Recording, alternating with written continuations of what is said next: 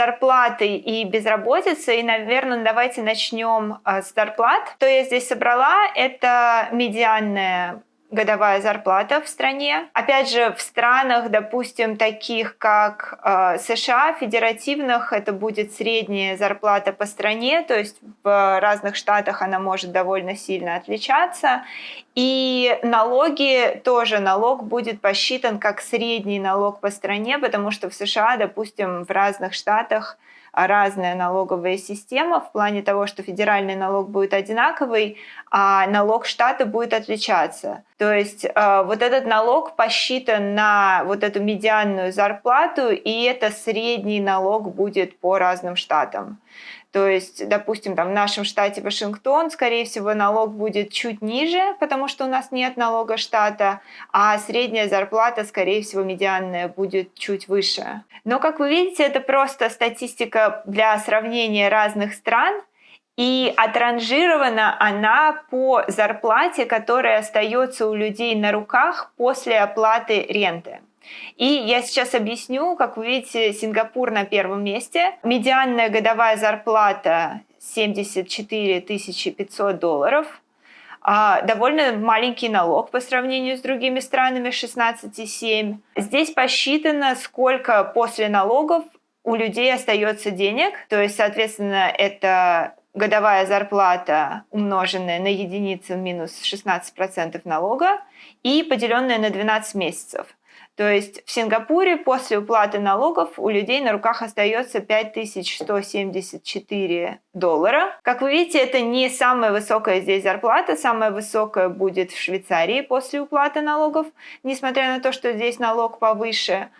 Но после аренды в Сингапуре у людей остается больше всего денег. То есть как прокси аренды я смотрела на one bedroom. Это квартира с одной спальней, и в Сингапуре эта квартира будет стоить $1762.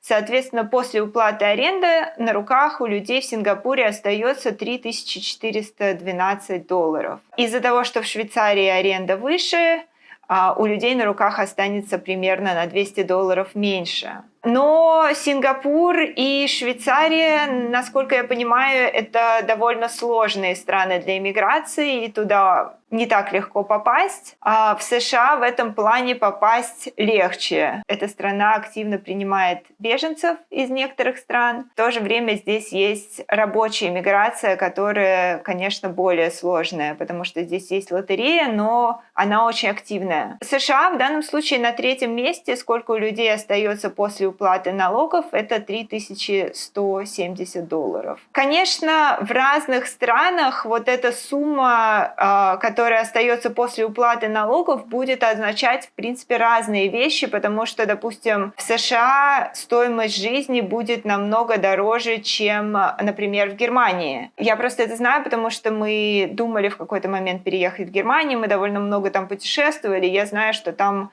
допустим, продукты питания стоят значительно дешевле, чем в США. Не совсем корректно сравнивать, допустим, там 3170, которые у вас остались на руках после аренды в США, и 2000 в Германии. Нужно еще как-то сравнивать примерно, сколько у вас будет уходить на еду и другие расходы. Но для сравнения такого быстрого, это нормально. Что меня еще удивило в этой таблице, на что я хотела обратить внимание, меня удивляет, что здесь 16,7, но я надеюсь, что этому источнику можно доверять.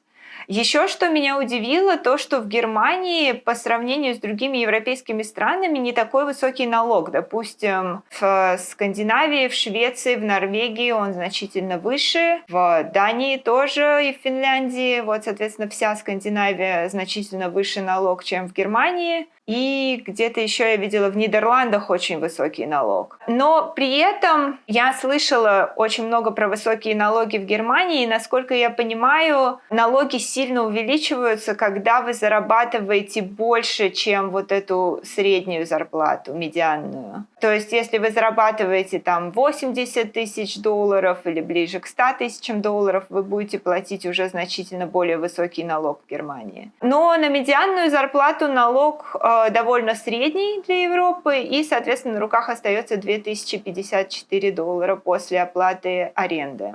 На что еще я хотела бы здесь обратить внимание, это вот, допустим, UK. Если честно, Англия меня удивила, что на руках остается не так много денег, всего 1264 доллара. Такие страны, как Италия, Франция, Испания, в них остается примерно около 1000 долларов. И налоги, кстати, в Италии такие же, как в Германии, а вот во Франции и в Испании чуть-чуть пониже. И Нидерланды огромный налог и не такая большая зарплата, поэтому здесь остается на руках даже меньше 1000 долларов. Интересно. Вот, кстати, мы с Юрой в какой-то момент подумывали переехать в Нидерланды. Опять же, когда мы жили в Литве, наш основной план был остаться в Европе, получить литовское гражданство и потом переехать куда-то в Западную Европу.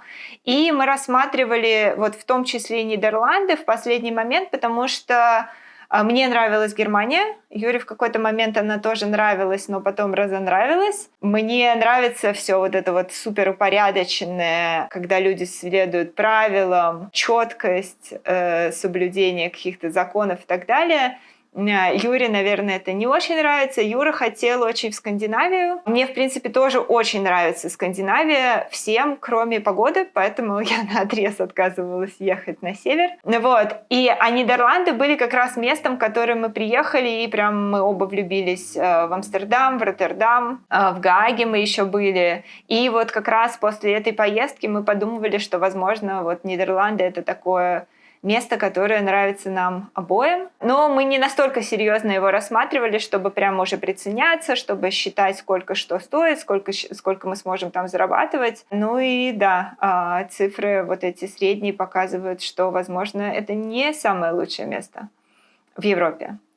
И Гонконг, если честно, меня вообще удивляет. Здесь не очень высокий налог, но здесь довольно низкая зарплата и какая-то просто безумная аренда. Я думаю, это связано с тем, что это очень маленький остров, и там довольно много людей уже живут, и, возможно, не так много свободного жилья. Но, как вы видите, арендная плата за one bedroom здесь в 3 раза больше, чем в США. Так-то. И, соответственно, у людей денег, к сожалению, не остается. Минус 1000 долларов остается на руках после уплаты аренды у людей, которые зарабатывают среднюю зарплату в Гонконге. И последнее, наверное, что я хотела сказать, что вот эта аренда средняя тоже, опять же, это такая цифра усредненная по стране. В разных местах, в разных штатах эта цифра может сильно отличаться. Допустим, в видео, когда я говорила про выбор штата, я говорила, что у нас в Сиэтле арендная плата однокомнатной квартиры будет где-то от 1500 до 2000 долларов в месяц. Причем 1500 это будет где-то в удаленных районах города, а в центре будет 2 и, может быть, даже выше, может быть, 2500 долларов в месяц. То как бы в 2 раза больше, чем средняя стоимость по стране. Поэтому эта таблица просто для сравнения стран, не для того, чтобы вам считать, сколько конкретно вы будете тратить в том или ином месте. Я думаю, по другим странам тоже, допустим, Германия, это не будет арендная плата в центре Берлина, Мюнхена или Франкфурта. Кстати, я слышала, что в Германии, в Берлине арендная плата ниже, чем в некоторых других городах. Например, мне кажется, я могу ошибаться, но мне кажется, что я слышала, во Франкфурте арендная плата дороже, чем в Берлине. Если вы живете в какой-то из этих стран, в каком-то определенном городе, напишите, пожалуйста, в комментариях, сколько у вас в городе средняя зарплата, сколько у вас стоит средняя аренда и сколько остается у людей на руках. Будет очень интересно это почитать. А теперь давайте перейдем к безработице. Значит, здесь уже меньше стран, по которым я могла найти статистику, но какие есть. И, соответственно, здесь статистика по безработице людей, которые недавно приехали в страну, recent immigrants. Long-term immigrants — это люди, которые давно живут в стране, но они иммигранты. Последняя колонка — это люди, которые родились в этой стране. И, как вы видите, recent immigrants обычно считаются те, кто приехали в последние 3-5 лет А для разных стран определение будет немножко разниться. Но да, 3-5 лет в стране — это недавний иммигрант. То есть, допустим, мы с Юрой все еще являемся недавними иммигрантами в США. Вот скоро у нас будет 3 года этим летом. И, соответственно, долгосрочные иммигранты — это те, кто приехали в страну раньше, чем 3-5 лет назад. И мы можем посмотреть, насколько безработица для новых иммигрантов отличается от безработицы для людей, которые уже пожили в стране, и безработицы людей, которые родились в этой стране. Как вы можете видеть, в США практически самая низкая безработица по всем этим категориям. Вы можете видеть это коэффициенты, то есть насколько, допустим, безработица по недавним иммигрантам отличается от безработицы людей, которые родились в стране.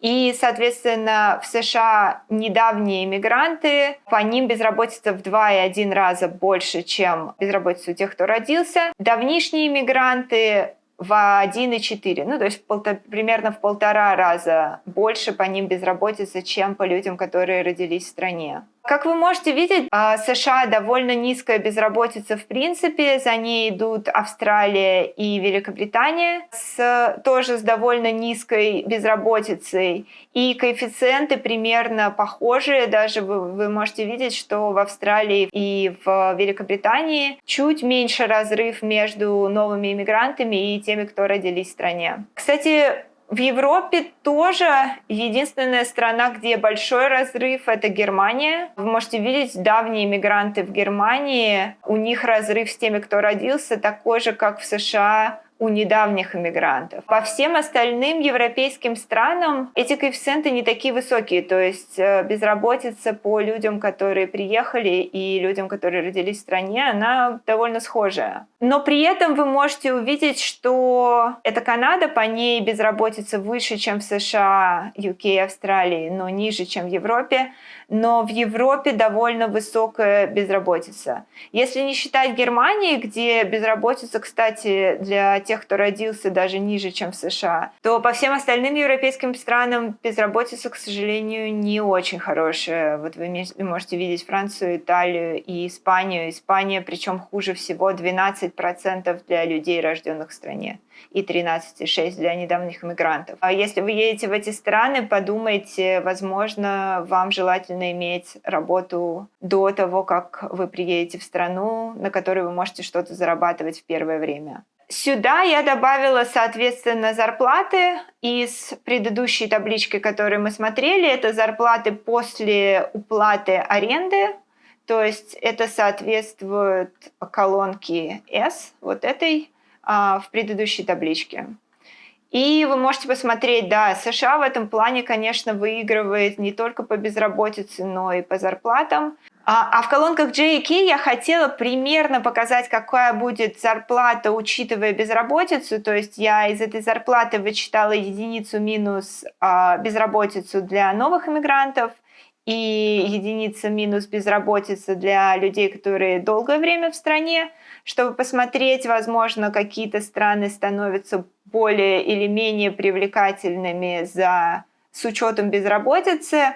Но, кстати, не совсем корректно. Наверное, нужно было вычитать безработицу из месячной зарплаты и потом вычитать оттуда арендную плату, чтобы просто примерно прикинуть. Наверное, это неплохой прокси, и вы можете видеть, что США все равно продолжает выигрывать по всем показателям. Европейские страны показывают себя хуже, но все равно Германия, в принципе, самая лучшая из европейских стран.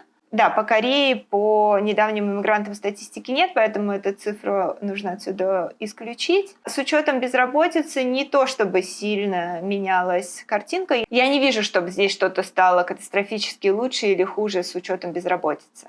Еще одна табличка, которую я хотела вам показать, это по уровню образования людей. То есть я нашла статистику по безработице только по вот этим 5 странам, США и 4 европейских страны, по уровню образования. То есть первая колонка здесь это меньше, чем школьное образование, неоконченное среднее образование. У людей, которые родились за рубежом, безработица здесь 8,5%.